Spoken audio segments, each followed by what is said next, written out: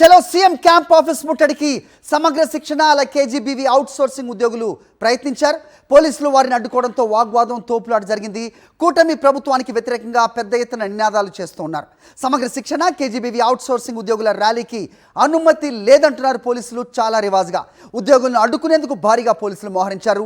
బస్సులు ఆటోల్లో వెళ్తున్న ప్రయాణికుల ఫోన్లు లాక్కుని మరీ తనిఖీలు చేస్తున్నారు.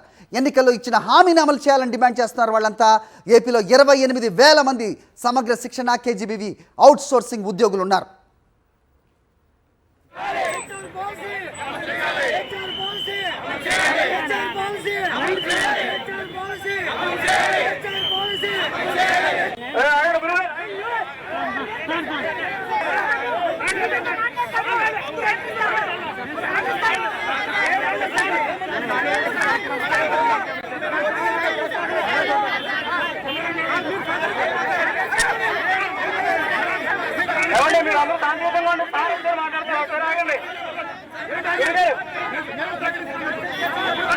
బాబు మిమ్మల్ని ఏమో అనట్లేదు, మీరు శాంతియుతంగా చెప్తా ఉంటారు. మీరు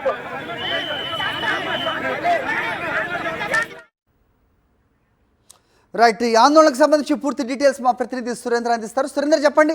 ఆంధ్రప్రదేశ్లో ప్రతి వారం ఏదో ఒక చోట ఏదో ఒక సంఘాలు ఇలా ధర్నాకు దిగటం, వాటిని పోలీసులను అడ్డుపెట్టుకొని అణిచివేసే ప్రయత్నాలు చేస్తుండడం చాలా రివాజ్గా చూస్తున్నాం.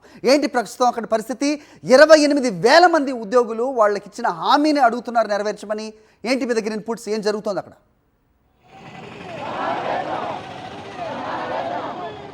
అది రాష్ట్ర వ్యాప్తంగా సమగ్ర శిక్ష కేజీబీవీలో పనిచేస్తున్న దాదాపు 28,000 మంది ఉద్యోగులు ఈరోజు ఆందోళన బాట పట్టారు.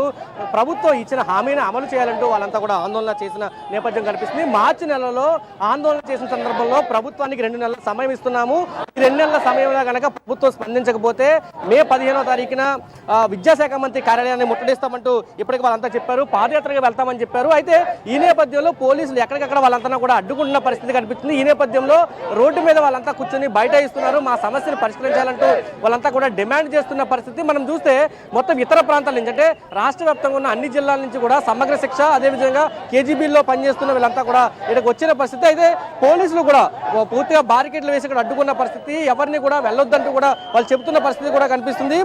వీళ్ళతో కూడా మాట్లాడుతూ, ఎక్కడి నుంచి వచ్చారు? కోనసీమ నుంచి అండి. ఏంటి ప్రధాన డిమాండ్స్ ఏంటి, ఏం చెప్తున్నారు? ఎస్ఎస్సీ ఉద్యోగులందరినీ రెగ్యులర్ చేయాలండి. దగ్గర 18 సంవత్సరాల నుంచి అందరూ పనిచేస్తున్నారు. అందరూ కాంట్రాక్ట్ ఎంప్లాయీస్. సమాన పని సుప్రీంకోర్టు తీర్పు ఆధీనంగా ఎవరికి వేతనాలు ఇవ్వట్లేదు. అందరికీ తక్కువ జీతాలే. 17,000 నుంచి 18,000 నుంచి ఎవరికి జీతాలు ఎక్కువలే. 2 నెలల క్రితం ధర్నా చేస్తే సరైన రెస్పాన్స్ ఇవ్వలేదండి గవర్నమెంట్. అంటే ఇప్పుడు అడ్డుకుంటున్నారు కదా, ఎక్కడికాడ అడ్డుకుంటున్న పరిస్థితి కనిపిస్తుంది. పోలీసులు అడ్డు కూడా చాలా మంది అరెస్ట్ చేశారండి. ఆటోల మీద తీసుకెళ్ళిపోయారు. చాలా మంది తీసుకెళ్ళి చెప్తున్నారు. ఇప్పటికే ధర్నాల కోసం వచ్చిన వాళ్ళంతా కూడా ఎక్కడి నుంచి వచ్చారు? మేము రాజోర్ నుంచి వచ్చాము. ఏంటి ప్రధాన డిమాండ్స్ ఏంటి? పోలీసులు అడ్డుకున్న పరిస్థితి కనిపిస్తుంది. ఏం చెప్తున్నారు? అంటే ఇలా ధర్నా చేయొద్దని మాత్రమే అడ్డుకున్నారండి పోలీసులు. మాకు సుప్రీంకోర్టు చెప్పినట్టు సమాన పనికి సమాన వేతనం లేదండి. కాంట్రాక్ట్ ఉద్యోగులను రెగ్యులర్ చేయాలి. రెగ్యులర్లపై హెచ్ఆర్ పాలసీ కానీ ఎండిఎస్ కానీ ఇవ్వాలి. మాకు ఉద్యోగ భద్రత కల్పించాలి. ఎవరైనా మాలో అనారోగ్యం పాలైతే వాళ్ళకి వెంటనే ఏదైనా చూపించాలి. ఎవరైనా చనిపోతే వాళ్ళ ఇంట్లో ఎవరికైనా ఉద్యోగాన్ని కల్పించాలి. ఎన్ని ఏళ్ళ నుంచి పనిచేస్తున్నారు? 13 ఏళ్ళ నుంచి పనిచేస్తున్నాం. చెప్తున్నారు. దాదాపు సంవత్సరాలు గడిచిపోతున్నా కానీ ఎక్కడా కూడా ప్రభుత్వం పట్టించుకోవట్లేదు. ఈ నేపథ్యంలోనే ఆందోళన బాట పెట్టారు. మనం చూస్తే పూర్తిగా దాదాపు 1/2 కిలోమీటర్ మేర మొత్తం ఉద్యోగులే కనిపిస్తున్న పరిస్థితి. ఎక్కడెక్కడ వాళ్ళంతా కూడా ఉన్న పరిస్థితి కనిపిస్తుంది. అయితే పోలీసులు మాత్రం వాళ్ళ ఆందోళన చేయొద్దంటూ కూడా చెప్తున్నారు. ఈ పర్మిషన్ లేదంటూ కూడా చెప్తున్న పరిస్థితి కనిపిస్తుంది. మనతో పాటు సంఘ నాయకులు ఉన్నారు. సార్, ఏం చెప్తారు? మీరేమో 2 నెలల ప్రభుత్వానికి సమయం ఇచ్చారు, కానీ ప్రభుత్వం స్పందించలేదు. ఈ రోజు పాదయాత్రకు వెళ్తున్న అడ్డుకుంటున్న పరిస్థితి. అసలు ఇది అన్యాయం. సంబంధిత మంత్రిని కలవడానికి కూడా అనుమతి ఇవ్వకపోవడం, ఇక్కడ తేడా ఎక్కడుందనేది మాకు కూడా అర్థం కావట్లేదు. ప్రభుత్వం చెప్పకుండా పోలీసులు కూడా ఇట్లా వ్యవహరించరు. ఇది సరైంది కాదు. అంటే సంబంధిత శాఖ మంత్రి కూడా కలిసి మాట్లాడి తీరిక లేదంటే ఇంకేమనుకోవాలి? వీళ్ళు రాష్ట్రం మొత్తంలో ఉన్న ప్రజలందరి అభివృద్ధి గురించి మాట్లాడుతున్నారు, ప్రజలందరి గురించి మాట్లాడుతున్నారు. ఆ మంత్రిత్వ శాఖలో ఉన్న ఉద్యోగుల సంగతి పట్టించుకోకపోతే ఇంక మిగిలిన వాళ్ళు ఏం పట్టించుకునే పరిస్థితుంది. కనీసం ఒక పావుగంట కూర్చుని చర్చించే సమయం కూడా లేదు. ఇంతకంటే అన్యాయం అయితే ఇంకోటి లేదు. 2 ఏళ్ల కాలంలో ఎన్నిసార్లు మీ సమస్య విద్యాశాఖ మంత్రి దృష్టికి తీసుకెళ్లారు? ఎటువంటి రెస్పాన్స్ విద్యాశాఖ మంత్రి నుంచి వచ్చింది? నారా లోకేష్ గారిని ఇప్పటికీ 6 సార్లు కలిసాం. 6 సార్లు మాతో ఫోటోలు కూడా తీశారు, పేపర్లో కూడా వచ్చింది. అట్లాగే అధికారులని ఇప్పటికీ ఈ 2 ఏళ్ల కాలంలో ఒక 15 సార్లు కలిసాం. 5 సార్లు చర్చలు అన్నారు. చర్చల్లో ఎక్కడ కూడా చిత్తశుద్ధి లేదు. నిన్న మొన్న కూడా గవర్నమెంట్ అఫీషియల్గా వెబెక్స్ మీటింగ్ కూడా పెట్టింది. ఇతర ఏ శాఖలో పెట్టిండపోవచ్చు. ఏంటంటే వెబెక్స్లో బెదిరించడం తప్ప అధికారులు ఈ సమస్య కరెక్టు, మేము చేయలేకపోయాం, మా వైపు నుంచి ఫెయిల్యూర్ ఉంది, మేము నిర్దిష్టంగా ఒక వారం రోజులుగా పరిష్కారం చేస్తాం. ఇటువంటి చర్చ ఏది కూడా ఎస్పీడీ దగ్గర నుంచి రాలేదు, ఇతర అధికారుల నుంచి రాలేదు. ఒక సమస్య పరిష్కరించడానికి 2 ఏళ్ల కాలం అక్కర్లేదు. పోనీ ప్రభుత్వం ఆర్థికంగా పరిస్థితి బాగుండలేదంటోంది. నాన్ ఫైనాన్షియల్ డిమాండ్స్ మీద ఒక ప్రొసీడింగ్ ఇవ్వడానికి కూడా ఈ ప్రభుత్వానికి మనసు రావట్లేదు. అంటే ఎవరి సంగతి పడుతోంది? మినిట్స్లో దాదాపు 16 అంశాల్లో 22 రోజులు సమ్మె చేసిన తర్వాత ఒప్పందాలు కుదిరాయి 22 అంశాల మీద. వాటిలో చాలా అంశాలను అమలు చేయలేదు. ఒక సమ్మెకాలం వేతనాలు తప్ప మిగిలింది అమలు కాలేదు. దానికేం డబ్బుతో ఖర్చు అయ్యేది కాదు. ఇప్పుడు సెంట్రల్ గవర్నమెంట్ గైడ్ లైన్స్ ప్రకారం హెచ్ఆర్ పాలసీ ఇవ్వాలి స్కీములో లేదు. మినిమం టైం స్కేల్ అమలు చేయాలి లేదు. సుప్రీంకోర్టు హైకోర్టు కూడా అందరినీ రెగ్యులర్ చేయాలి. ఇది సరైనది కాదు. కాంట్రాక్ట్లో ఏళ్ల తరబడి కొనసాగించడం తీర్పులు ఇచ్చారు, తీర్పులు అమలు చేయట్లేదు. రాజ్యాంగం మీద ప్రమాణం చేసి అధికారం చేపట్టారు. మరి రాజ్యాంగం జీవించే హక్కును కల్పిస్తోంది. ఇక్కడ జీవించే హక్కుని కాలు రాస్తున్నారు తక్కువ జీతాలు ఇచ్చి. కరువు బత్యాలు, హెచ్ఆర్ఏలు ఇవేవి ఎలాగా లేవు. ఇచ్చి బేసిక్ కూడా ఇవ్వకుండా ఈ ప్రభుత్వం ఇంతకంటే దుర్మార్గంగా ఎక్స్ప్లాయిటేషన్ లేదు. ఈ రాష్ట్ర ప్రభుత్వానికి కూటమి ప్రభుత్వానికి పెట్టుబడిదారుల మీద, పెద్ద పెద్ద కంపెనీల మీద ఉన్న శ్రద్ధ సామాన్య ప్రజానికం మీద, అవుట్సోర్సింగ్ ఉద్యోగుల మీద, కాంట్రాక్ట్ ఉద్యోగుల మీద లేదు.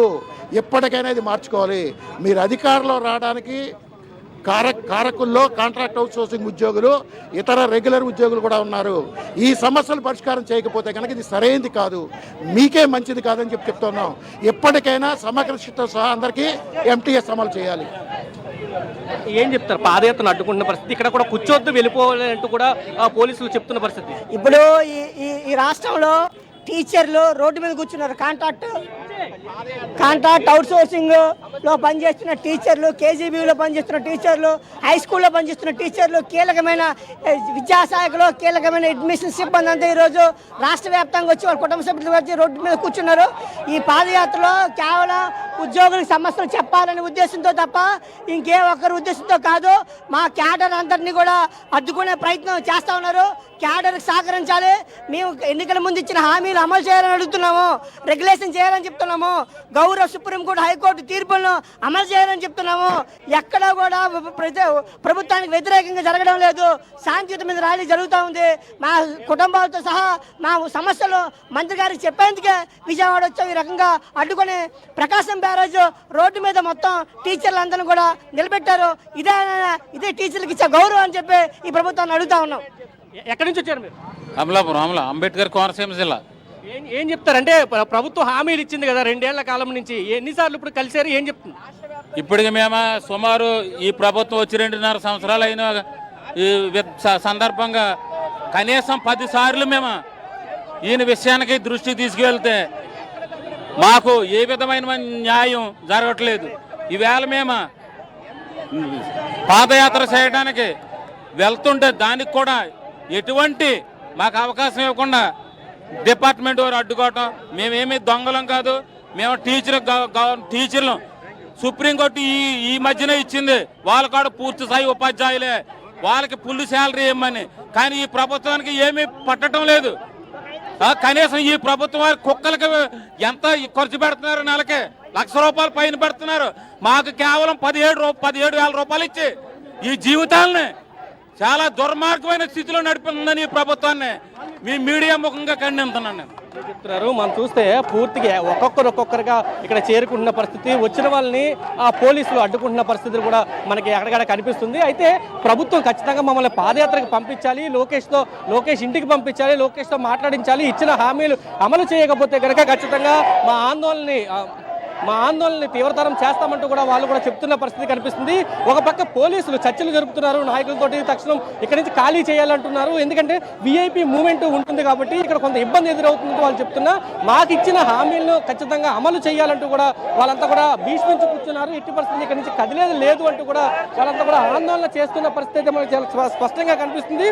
విజయవాడలో ఇప్పటికొచ్చి ప్రతి వారం కూడా ఏదో ఒక ఆందోళన కొనసాగుతూనే ఉంది. ఖచ్చితంగా తమకిచ్చిన హామీలు అమలు చేయాలంటూ వాళ్ళంతా కూడా ఆందోళన ఆందోళన చేస్తున్న పరిస్థితి కూడా మనకు కనిపిస్తుంది. కేజీబీలో ప్రధానంగా దాదాపు 28,000 మంది ఉద్యోగులు పనిచేస్తున్నారు. వీళ్ళందరికీ కూడా 22 రోజులు సమ్మె సందర్భంగా ప్రభుత్వం హామీలు ఇచ్చింది. హామీలన్నీ కూడా అమలు చేయాలంటూ ఆందోళన చేస్తున్న పరిస్థితి మనకు కనిపిస్తుంది. మొత్తం రోడ్డు ఏదైతే ఫుట్పాత్ ఉంటుందో ఫుట్పాత్ మొత్తం కూడా ఉద్యోగులు కూర్చున్నారు. తమ సమస్యలు పరిష్కరించాలి, ఖచ్చితంగా సమాధానం చెప్పాలంటూ కూడా అడుగుతున్న పరిస్థితి. ఎక్కడి నుంచి వచ్చారు?